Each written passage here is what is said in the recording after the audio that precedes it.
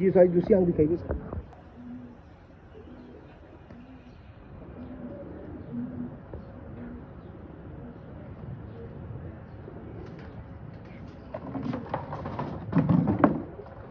माशाल्लाह जी साइज पर दिखाइए।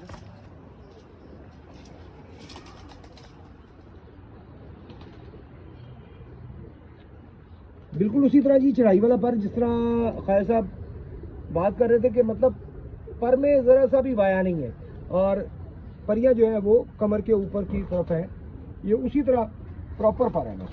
जी दूसरा पर दिखाइएगा।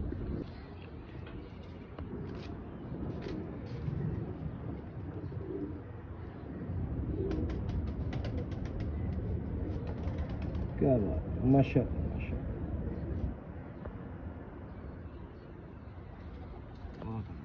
जी साइज जरा ये ऐसी पकड़ी का जरा ऊपर से मैं दिखाना चाहूँगा।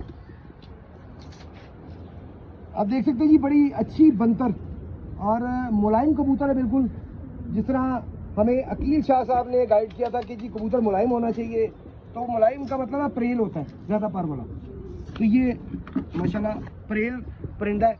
तो साइज जरा नीचे से दिखाइएगा इसके पंजे, ये जरा सामने से दिखा दीजिएगा।